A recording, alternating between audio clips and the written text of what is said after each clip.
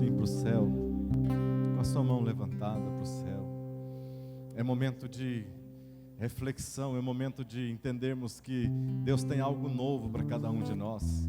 É momento de nós recebermos a revelação da palavra de Deus no nosso coração nesta noite. É momento de nós entendermos que nós somos especiais para Deus, e por nós sermos especiais para Ele, Ele vai falar conosco de alguma maneira aqui nesse culto, nesta noite, em nome de Jesus. Nós não sairemos daqui como entramos, não. Desde mim que vou ministrar a palavra, até você que estará sendo ministrado pela mesma palavra, Deus vai falar conosco, em nome de Jesus. Em nome de Jesus. Quantos creem desta maneira? Abra a sua Bíblia. Evangelho, segundo nos escreveu João, no capítulo 14.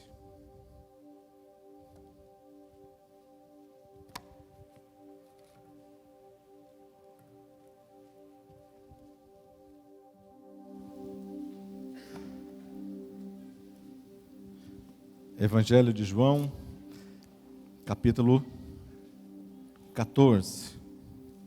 Vamos ler alguns versos. Eu quero nesta noite falar um pouco sobre Jesus. Conversar um pouco sobre o Salvador da nossa vida. Falar um pouco daquele que tem realizado os nossos mais íntimos dos nossos sonhos. Aquele que pode resgatar a nossa alma das maiores tristezas, lá do baixo lugar, e nos levantar, colocar de pé, colocar um cântico novo na nossa boca. É isso que eu quero falar nesta noite.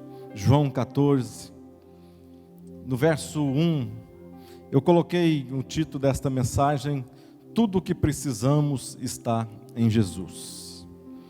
Diz assim, João 14, verso 1: não se perturbe ou não se turbe o vosso coração. Creiam em Deus, creiam também em mim. Na casa de meu Pai há muitas moradas ou aposentos. Se não fosse assim, eu lhe teria dito: vou preparar-lhes lugar. E se eu for e lhes preparar lugar, voltarei e os levarei para mim, para que vocês estejam onde eu estiver. Vocês conhecem o caminho para onde eu vou. Disse-lhe Tomé: Senhor, não sabemos para onde vais. Como então podemos saber o caminho? Respondeu Jesus: eu sou o caminho, a verdade e a vida. Ninguém vem ao Pai a não ser por mim. Somente até aí. Somente até aí nesse vídeo. Podeis assentar. Falar sobre Jesus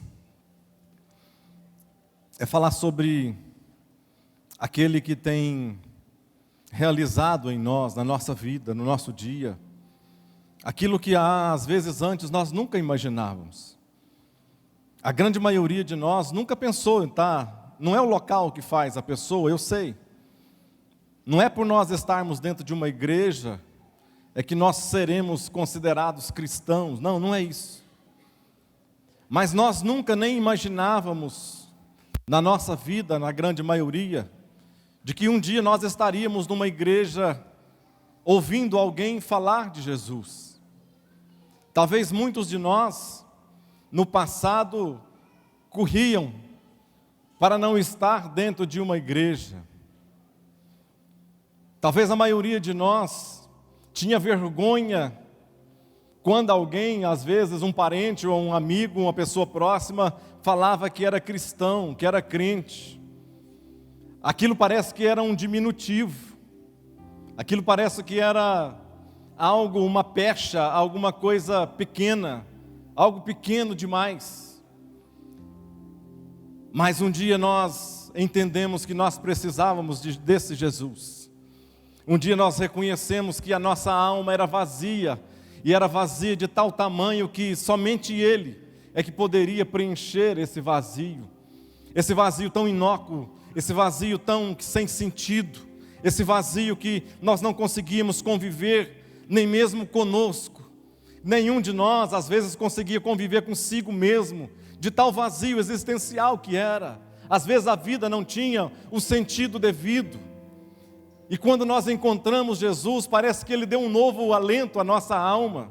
Parece que Ele deu um novo ânimo à nossa vida.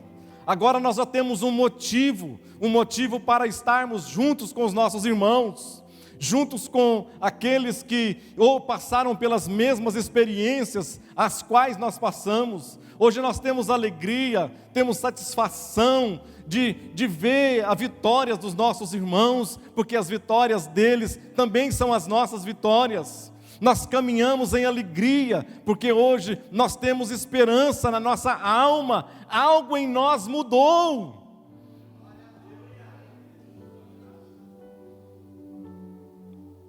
Tomé pergunta para Jesus: Jesus, para onde é que o Senhor vai? Nós não sabemos o caminho, nós não sabemos nada. E Jesus responde para ele, talvez uma das coisas, das afirmações mais importantes, mais preciosas, que todo aquele que aspira na sua vida, conhecer a Deus mais profundamente. Jesus olha para ele e diz: olha, como você diz que não me conhece? Eu sou o caminho, a verdade e a vida. E se ele parasse aí, mas ele continua dizendo: olha, eu sei que o anseio de vocês é conhecer. Ele continua dizendo: e ninguém vem, ou seja, ele não está falando ninguém vai, ele está dizendo que ninguém vem, porque cristianismo não é nós estarmos numa religião bacana, bonita. Você ser cristão não é você fazer parte de um grupo seleto de pessoas bem vestidas, bonitas, apresentáveis, que falam bem, que dialogam bem, que se expressam bem. Ser cristão não é isso. Ser cristão é ter a vida desse Cristo botando, latente, latejando na nossa alma. Ser cristão é fazer parte de um projeto pelo qual Deus deu o seu único filho para morrer numa cruz do Calvário, para que Ele me pudesse dar vida e vida em abundância. Eu amo tipologia bíblica. Você estudar no Antigo Testamento, porque todos os tipos só estão no Antigo Testamento. Não existem tipos no Novo Testamento. Porque no Novo Testamento já existe a figura, porque todos os tipos apontam para Cristo. E no Novo Testamento ele já não é um tipo, ele já é a pessoa pela qual era apontado. Eu amo quando Jesus fala esta palavra, que eu sou o caminho, a verdade, a vida. Talvez as portas do tabernáculo é que dão um sentido melhor quando Jesus disse isso. No tabernáculo existiam três ambientes. Existia o átrio, existia o lugar santo e existia o santo dos santos ou lugar santíssimo. Mas o interessante, pelo qual Jesus queria demonstrar e se mostrar a esses discípulos, era que Ele estava dizendo: olha, como que vocês não sabem o caminho, vocês estão direto comigo, passam por todas as etapas dos sacrifícios, porque dentro do átrio, dentro do lugar santo e do lugar santíssimo, o que fazia a separação desses três lugares, eram 3 cortinas de linho. Cada um deles tinha as suas cortinas, as suas cores, as suas montagens, as suas estruturas, mas todos eles tinham uma porta. Todos eles tinham as cortinas. A primeira cortina era a entrada do átrio. Aquela cortina era o local que separava quem estava de fora do átrio e quem entrava para o átrio. Aquele lugar, aquele ambiente, aquele átrio, preste atenção. Todos os pecadores se reuniam naquele lugar. Era um lugar de oferecer sacrifícios. Mas ninguém era obrigado àquilo. Ninguém era obrigado a oferecer sacrifícios, não. As pessoas ofereciam sacrifícios porque elas sentiam-se constrangidas e se sentiam na obrigação de querer arrumar, regularizar a sua vida com Deus. E elas então saíam carregando os animais e chegavam naquela primeira porta. E aquela primeira porta era chamada de caminho. Aquela porta fazia separação entre o que estava fora e o que estava dentro. Aquele caminho, quando a pessoa entrava aquela cortina, quando o pecador adentrava aquela cortina, a primeira coisa que ele via na sua frente era um altar de sacrifícios. Jesus é sempre esta porta. Ninguém obriga, Jesus não obriga ninguém. As pessoas têm liberdade total. As pessoas podem dizer que conhecem Jesus, falar de Jesus, ter algo com Jesus, mas não necessariamente elas têm que reconhecê-lo como Salvador das suas vidas. Não, a pessoa que entrava naquele lugar, ela olhava e a primeira coisa que ela via era o altar de sacrifício. Paulo chega a dizer para nós que nós devemos apresentar as nossas vidas, os nossos corpos como o quê? Sacrifício vivo. O pecador estava se vendo naquele sacrifício. Quando ele adentrava mais um pouco, ele tinha que lavar, aí já era o sacerdote, lavava as mãos, para ele entrar a segunda etapa. Somente o sacerdote passava para frente. Aquele lugar chamado de lugar santo. Tinha 3 objetos naquele lugar santo, mas ele fazia uma separação. Aquele lugar tinha uma outra cortina também que separava o átrio do lugar santo. E aquela cortina também tinha um nome, denominado a verdade.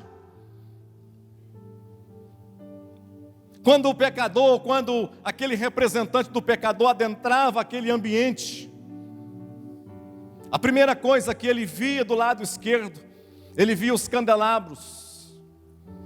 Do lado direito ele via uma mesa de pães.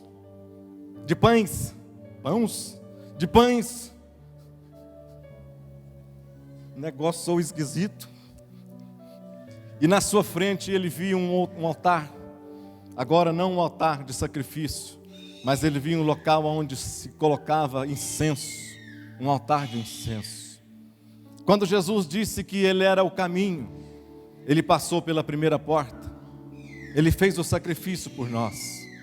Quando Jesus disse que ele era a verdade, é porque quando nós entramos naquele segundo compartimento, daquele local ali, e quando nós olhamos para aquele candelabro, que simboliza as lâmpadas, a iluminação, nós olhamos para a nossa própria vida e vemos o que Jesus tem feito por nós. Quando Jesus entra e diz, olha, eu sou a verdade, Ele está dizendo, olha, quando você passar por aqui, não se preocupa, o sacrifício já está feito, a partir daqui é uma nova etapa na sua vida, a sua vida onde era trevas, agora vai haver luz. A luz de Deus brilhou em nossos caminhos.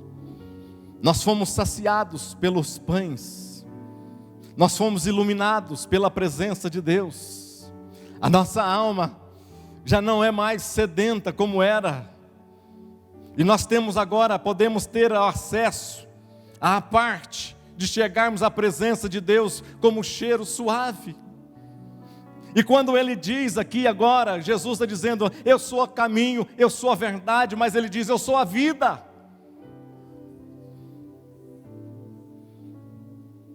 A vida era a última separação, a última cortina, que fazia a separação entre o lugar santo e o lugar santíssimo.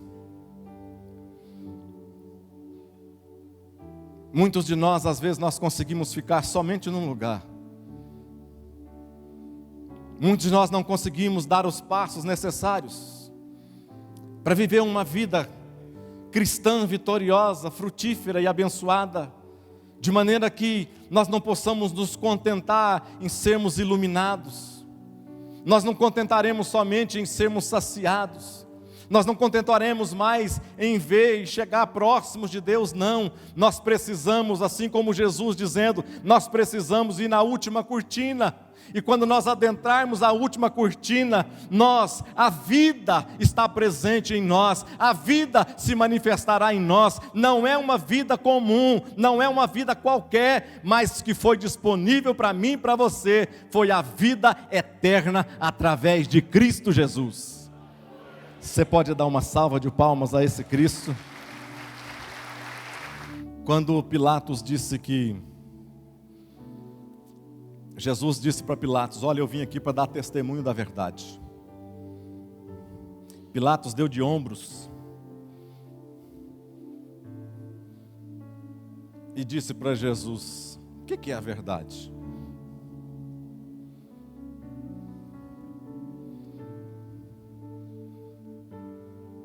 Pilatos estava dizendo: o que me interessa isso?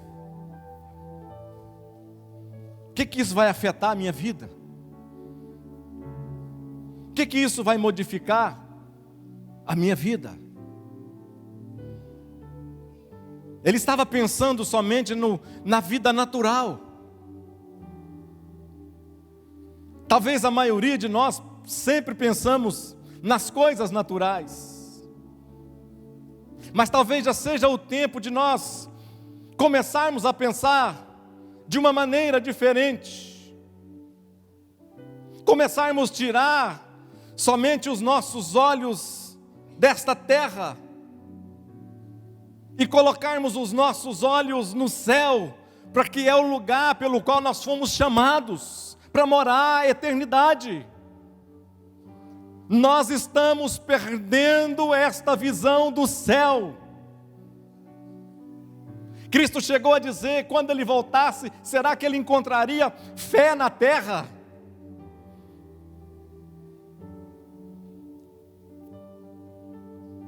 Diga misericórdia. Jesus não é uma descoberta feita pelos homens, não. Nós só descobrimos Jesus porque Ele se revelou. Deus se revelou através de Jesus. Nós sabemos às vezes a verdade, entendemos o que é verdade, mas às vezes nós preferimos mentira, viver na mentira, escolher a mentira. Judas teve a oportunidade. Judas andou com a verdade.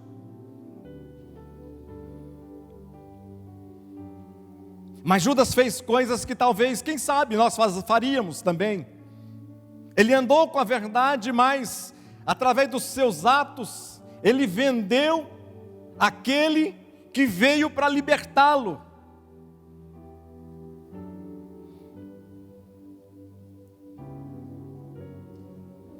Com seus atos ele levou à prisão aquele que veio quebrar as suas algemas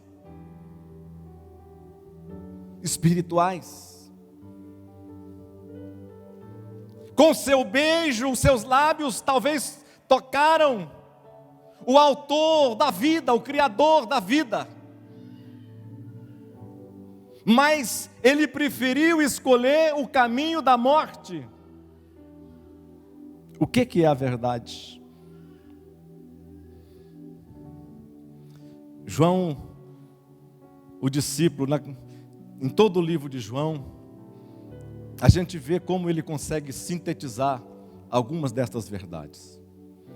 João no capítulo 1, no verso 14, ele diz assim, fazendo uma síntese disso. Ele disse que o Verbo se fez carne e habitou entre nós. E vimos a sua glória, como a glória do unigênito do Pai, cheio de graça e de verdade. Verbo significa logos. E a tradução mais perfeita, talvez, para esse verbo logos, seja pensamento, ideia. Ou seja, tudo o que Deus planejou, tudo o que Deus pensou, Ele colocou numa pessoa, o Logos, chamado Jesus Cristo. Um pensador, Heráclito de Éfeso, que viveu no século 6 a.C., ele dizia que, e foi o cara que chegou mais perto do raciocínio do Logos, nesta época. Ele dizia que o mundo está em constante movimento, mas que nada entra em caos. E ele chega à conclusão, para que as coisas não entrassem em caos, só poderia existir algo supremo, superior, um Logos, chamado Deus. Esse homem Heráclito disse que é impossível alguém, baseado nesse contínuo movimento que a vida é, que o mundo é, ele disse que é impossível alguém tomar banho no mesmo rio 2 vezes seguidas.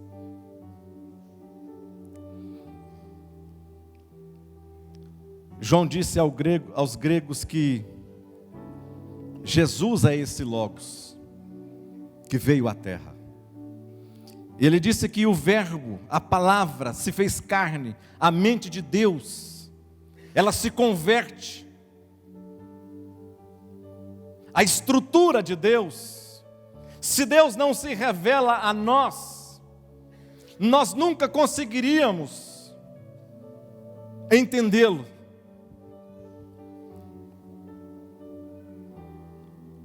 Nós entendemos Jesus, entendemos Deus agora, porque um dia Ele se revelou a nós. O que João está dizendo aqui é que esse Logos aqui, essa luz foi manifestada. Nós vimos a glória dele. Essa luz agora e esse Logos tem um nome, Jesus. Ele caminhou entre nós. Quantos estão entendendo? Diga amém. Esses dias eu estava vendo uma reportagem.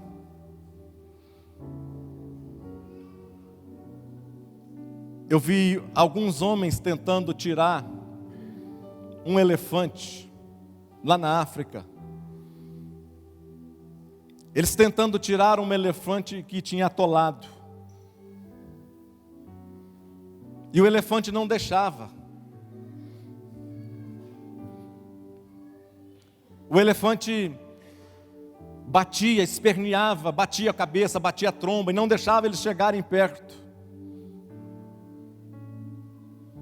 Aquele elefante estava amedrontado pelas pessoas. Aquele elefante tinha medo dos homens. Por quê? Aquele elefante não deixou as pessoas chegar perto dele e morreu. Por quê?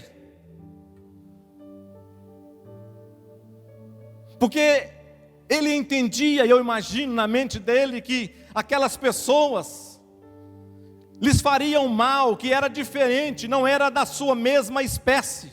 Então com isso fariam mal a ele. O que Jesus fez por nós? Para que nós pudéssemos entender a mente de Deus.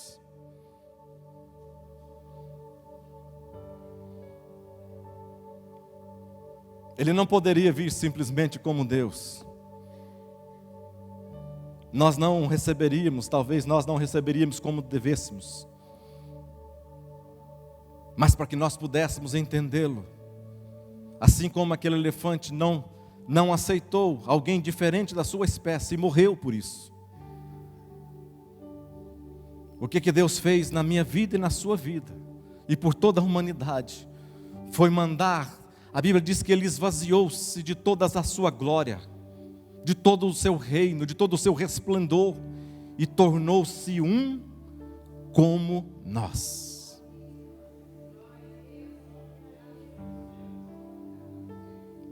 Porque agora eu posso caminhar com Ele. Eu posso entender que Ele passou dores, mas foi vitorioso. Então eu posso entender que se Ele venceu, eu posso vencer também. Eu entendo que Ele, nas suas lágrimas, Ele chora, mas foi consolado pelos anjos. Eu entendo também que eu vou ter dia de choro na minha vida. Eu vou ter dias de dificuldades, de lutas na minha vida, mas eu sei que eu vou ter um Deus que é pessoal, um Deus que me consola em todas as coisas.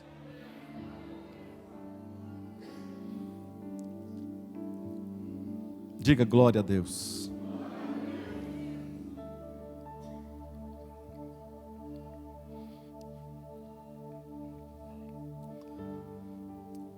Apesar da nossa teimosia, Ele não desiste de nós. Apesar de nós não recebê-lo como Salvador da nossa vida, como Senhor, muito menos. Como Salvador nós queremos, mas como Senhor não. Nós entendemos que nós damos conta de cuidar muito bem da nossa própria vida. Nós entendemos pelo dia a dia, quando nós nos comparamos uns com os outros, nós entendemos que nós somos melhores.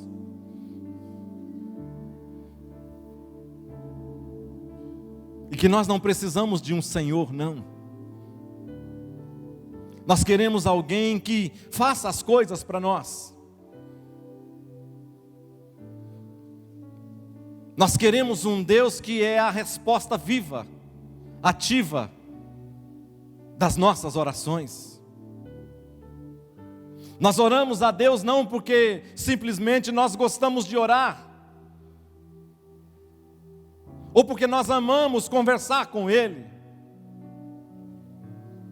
Nós oramos a Deus, melhor dizendo, na nossa grande maioria das vezes, é porque nós precisamos dEle.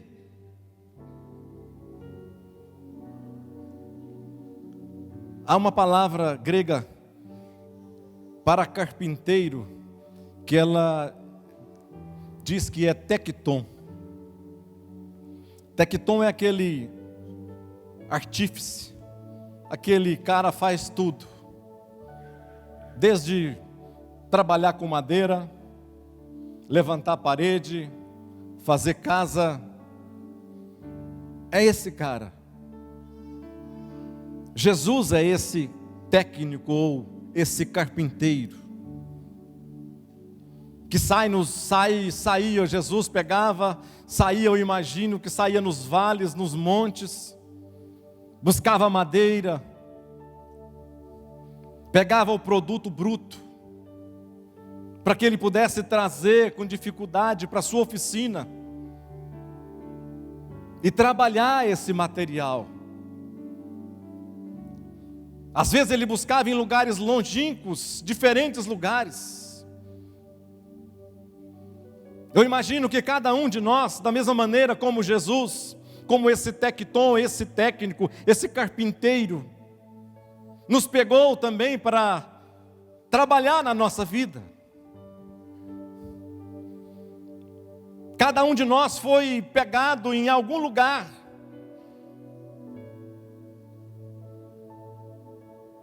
Cada um de nós, uns pegados lá nos montes, outros lá embaixo, uns submersos, outros entulhados de lama, outros apodrecidos. Mas ele conseguiu o que ele queria, o objetivo, nós, matéria-prima da sua obra. Quando esse carpinteiro traz o seu material de trabalho e começa a talhar, começa a trabalhar em nós, a nossa vida nunca mais vai ser a mesma.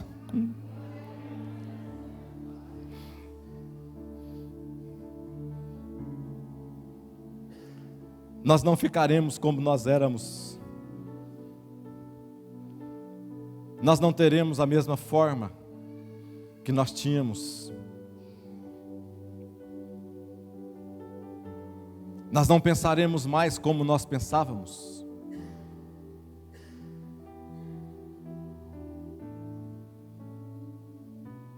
Agora nós estamos nas mãos do carpinteiro.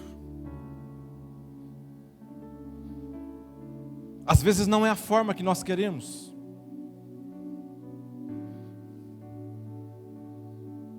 Às vezes não é a forma que nós idealizamos. Mas quando nós, com confiança, nos colocamos nas suas mãos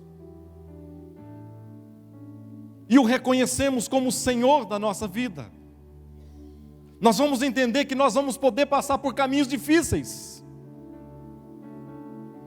Nós vamos entender que nós aprenderemos a caminhada, a jornada da nossa vida. Aprenderemos sim.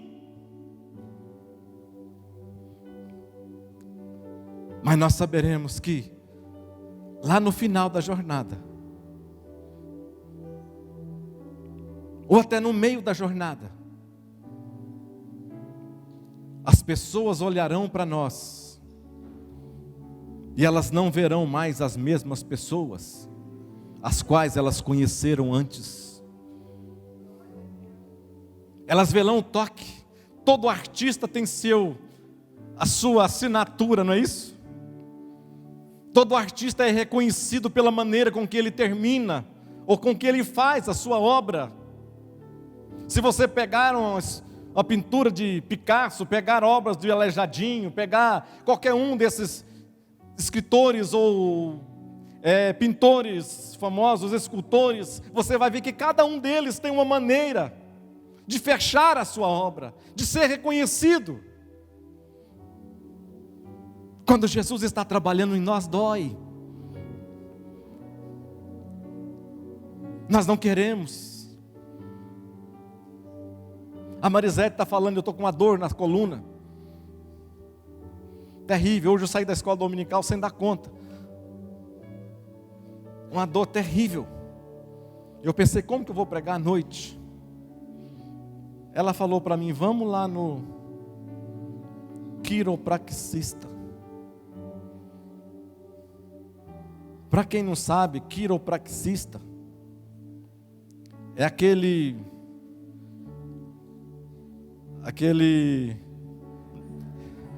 não eles estão falando que alguns falam que são médicos formados em determinados lugares, em determinadas especializações, que lá no sul tem medicina para isso. Na maioria aqui para nós são técnicos. Ou seja, é aquele camarada que você chega lá com uma dor nas costas terrível, ele te põe em cima de uma prancha. Eu já vi fazer isso na minha esposa. E ela está me chamando para fazer a mesma coisa. Ele põe lá em cima da prancha, pega assim, você escuta o estralo dos ossos de longe. Lá de fora do consultório você escuta o estralo. Só escuta a pessoa estrala daqui, estrala dali. Ela me chamando para ir lá nesse cara. Falei, tá doida? Tá louco? Esse cara pega meu pescoço, não me destronca o pescoço, aí como é que eu vou pregar de noite? Mas a maioria de nós, mesmo sabendo a solução para nossa alma, todos nós sabemos, todos nós conhecemos, todos nós entendemos o caminho, sabemos que tem a verdade e sabemos que podemos chegar na vida. Mas a maioria de nós tem medo.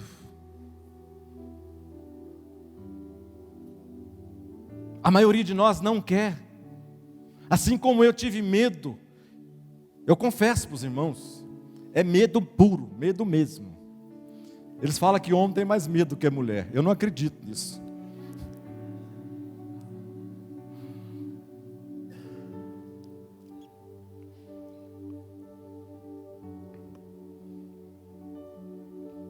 Às vezes a gente mesmo sem entendendo que nós precisamos dele mais de perto, nós não queremos fazer isso. Jesus, quando começa a pregar para os galileus, Jesus, quando começou a realizar milagres no seu ministério, a Bíblia diz que as multidões só iam aumentando, porque as pessoas queriam comer, queriam com que Jesus realizasse os seus sonhos. As pessoas agora andavam atrás de Jesus, 5.000 pessoas, 10.000 pessoas. E eles começaram a dizer que Jesus era um rei. E começaram a idealizar um reino terrestre para Jesus, terreno para Jesus.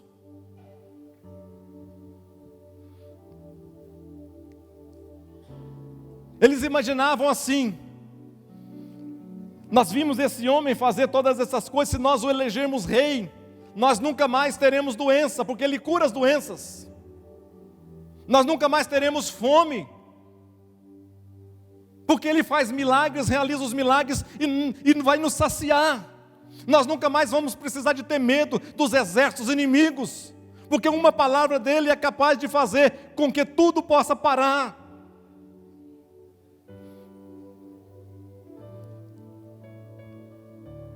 Não é isso que nós fazemos hoje. Não é a mesma coisa que nós fazemos hoje.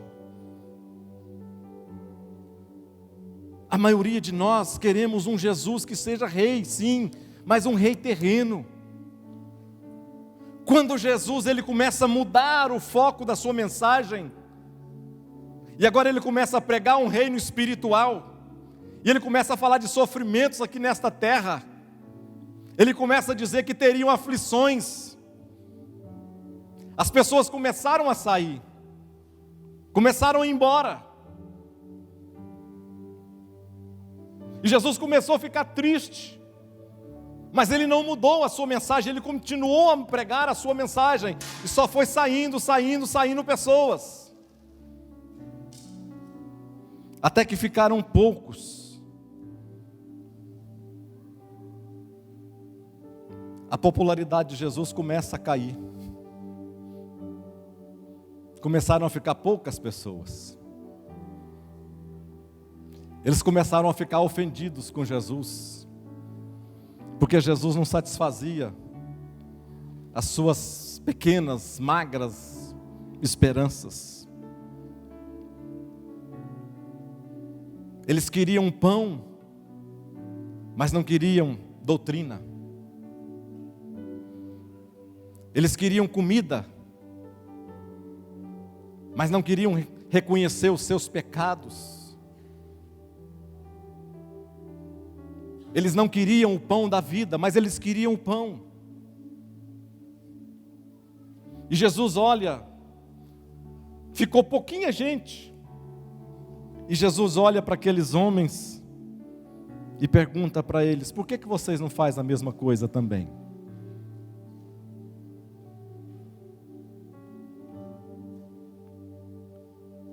Pedro olha para Jesus, Pedro lembrando de onde que ele veio, quem ele era, o que Jesus fez na vida dele. Pedro não diz para onde, porque as pessoas estavam abandonando Jesus, estavam voltando para os seus antigos mestres, para os seus antigos tutores, para a sua antiga religião. As pessoas abandonavam Jesus e voltavam ao seu passado, a fazer as mesmas coisas. E Jesus disse para ele: por que vocês não fazem a mesma coisa? Pedro não pergunta para onde, porque ele sabia que o lugar não interessava. Pode ser o melhor do lugar do mundo, você pode tirar as férias mais paradisíacas do mundo, se você não tiver paz no seu coração, não vai adiantar nada. Você pode ter a família maior do mundo, 15, 20, 30, 40 pessoas. Se Deus não for o centro da sua família, você não vai conseguir ter paz no meio dela.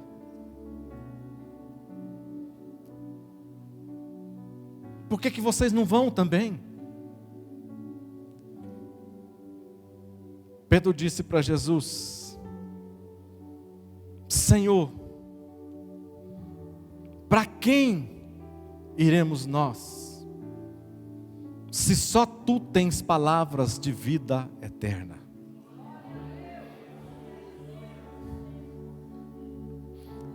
Oh Jesus, tenha paciência conosco, é o Pedro dizendo. Senhor, nós já procuramos tanto e não encontramos. O que nós almejávamos na nossa alma, nós achamos no Senhor. Não nos toque, não nos mande, Senhor. Nós não queremos ir para lugar nenhum, se o Senhor não estiver lá nesse lugar. Nós não seremos felizes nesta terra, apesar que Deus não nos veio para fazer felicidade aqui nesta terra, não. Deus não nos trouxe para sermos felizes aqui nesse lugar, não. Isso é pregações berrantes, que nós não devemos ouvir.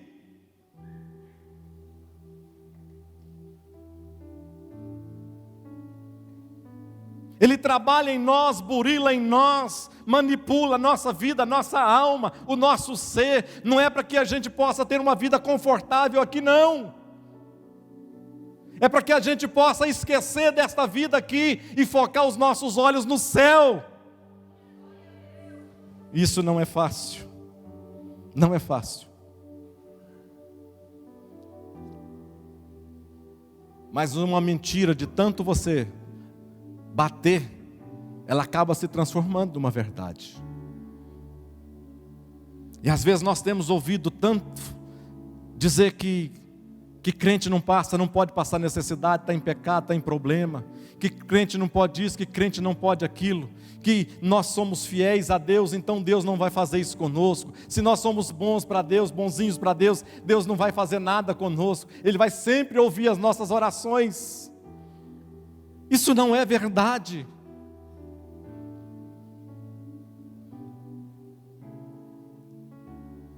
Vamos buscá-lo.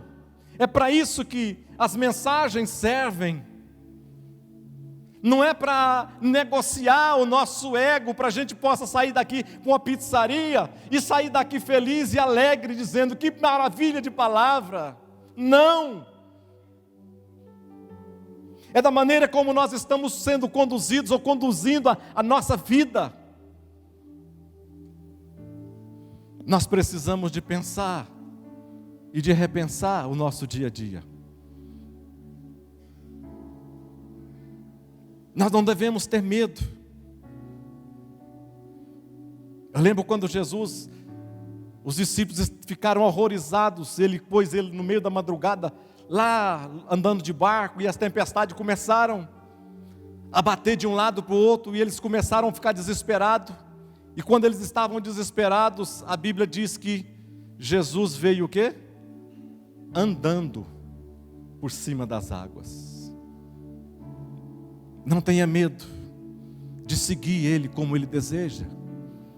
Não tenha medo de entrar pelo caminho, passar pela verdade. Você vai encontrar a vida no lugar, naquilo que sua alma anseia.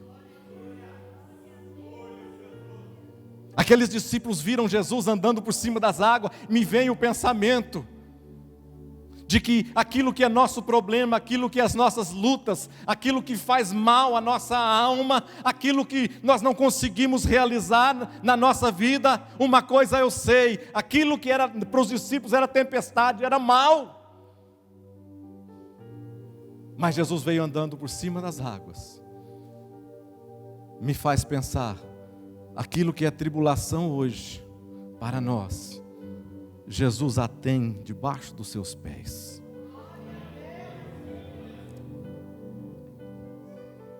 Ele caminha sobre isso. Vamos ficar de pé nesta noite.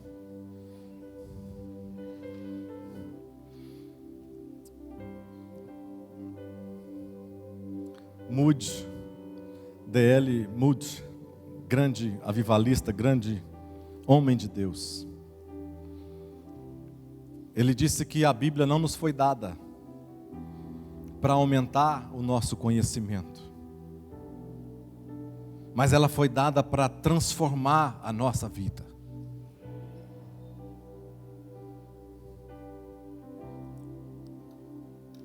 Eu não preciso de mais nada, apesar de precisar de tantas coisas, mas eu não preciso de mais nada nesta vida, a não ser de Jesus. Pastor, mas você não precisa de dinheiro? Preciso e muito.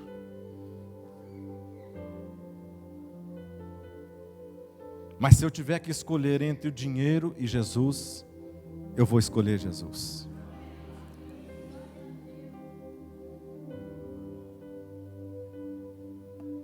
Eu deito meus joelhos no chão e começo a falar com Deus.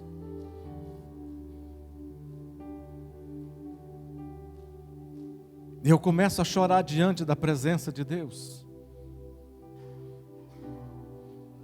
agradecendo a Ele todos os dias da minha vida, o que Ele fez na minha vida. Pastor, como que eu sei que a minha vida foi mudada? Ah, pastor, foi 3 anos atrás, eu levantei a minha mão e recebi a Jesus como Salvador. Sério? Foi isso?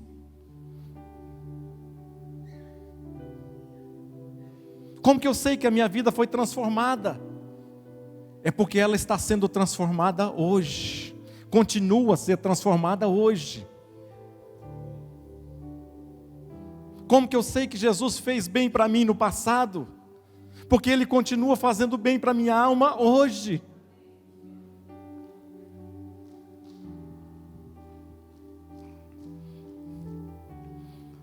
Talvez as nossas pregações, as nossas mensagens,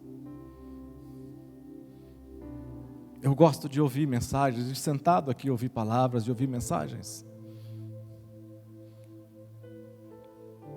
Eu quero ouvir palavras que me fazem refletir.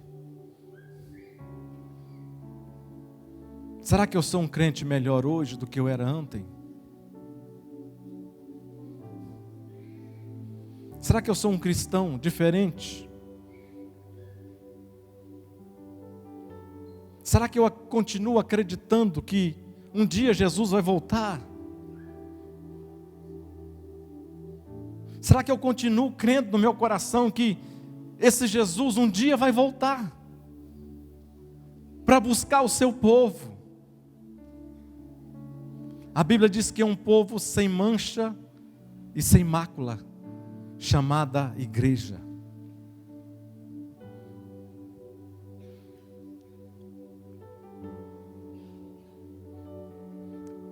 Jesus Cristo disse: eu sou o caminho, a verdade e a vida. Ninguém vem ao Pai, a não ser por mim. Jesus não é religião, Jesus é pessoa. Pessoa se compartilha, se relaciona. Feche os seus olhos. Amado Deus, nesta noite, ó Pai, Deus, eu quero orar, Pai, porque nós entendemos pela Tua palavra que o Senhor continua sendo o mesmo. O Senhor não muda. Deus, eu quero entender que eu continuo, Pai, acreditando em todas as coisas que eu acreditei há 25 anos atrás. Deus, a minha vida estava na lama, estava no pó. Oh, meu Deus, obrigado. Deus, quantos de nós aqui não estávamos da mesma maneira? Alguém falou para nós que existia uma solução para a nossa alma. Alguém disse para nós que nós não estávamos sozinhos, que há um Deus que se preocupa conosco, há um Deus que caminhou sobre essa terra, um Deus com um nome, chamado Jesus. Obrigado, meu Pai, porque o Senhor nos salvou, e o Senhor nos deu uma nova história. O Senhor reescreveu a nossa história de vida, ó Deus. O Senhor fez algo que homem nenhum conseguiria fazer. O Senhor não nos obrigou a nada, o Senhor não nos tirou nada,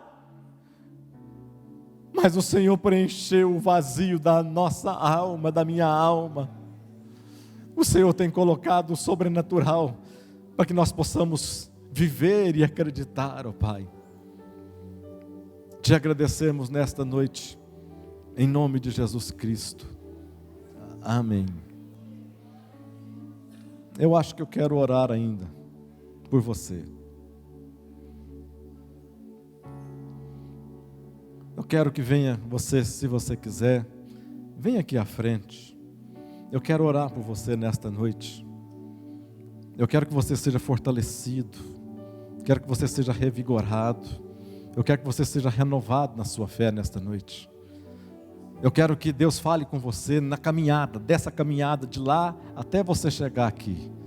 Que Deus fale no seu coração, aquilo que você precisa de mudar, aquilo que você quer mudar e aquilo que o seu coração te manda fazer. Saia do seu lugar e venha aqui à frente, eu quero orar por você. Se você quer ser fortalecido na sua fé, revigorado naquilo que você acredita, venha aqui à frente.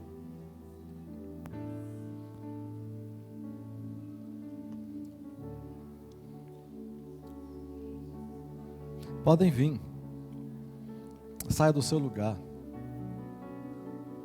Às vezes são nas coisas simples que a gente tem algum encontro maravilhoso com Deus. Mas às vezes é preciso um passo de fé.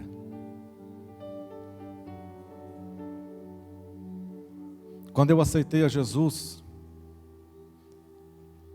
na primeira reunião as pessoas falavam assim: todo mundo para ser batizado com o Espírito Santo precisava ser batizado nas águas, precisava se converter, ser batizado nas águas. Quando nós aceitamos a Jesus como Salvador da nossa vida, e nós fomos no primeiro seminário, na outra semana, nós fomos num seminário da Adonep. Eu não era nem crente direito, mas eu tinha uma fé no meu coração.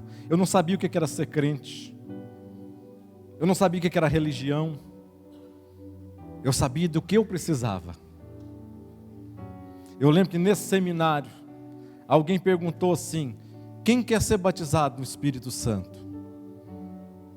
Eu e a Marisete nós fomos lá com o pastor Daniel Regis, ministrando. Aquele que vem cá cantar, agora ele está com algum problema na voz. Mas o pastor Daniel Regis, naquele dia ali, nós nem batizados nas águas nós não éramos. Porque para Deus não tem sequência. Deus não é um Deus de caixinha. Deus não é um Deus que a gente coloca da maneira como nós imaginamos, não. Deus é um Deus pessoal. Sabe? Talvez nesta noite, assim como naquele dia, ninguém tinha me falado aquilo. E eu fui batizado, recebi o batismo no Espírito Santo, naquele lugar. Talvez nesta noite aqui, muitos de vocês estão aqui, nunca tiveram uma experiência com Deus, mas querem ter uma experiência pessoal com Deus.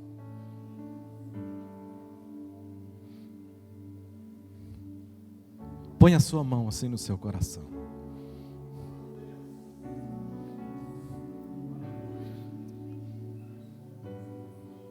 Eu quero orar para que Deus possa, na vida de vocês, que estão aqui na frente, Deus possa dar uma experiência, se não for aqui, não for nesse momento, mas que você possa ter uma experiência real, pessoal com Deus.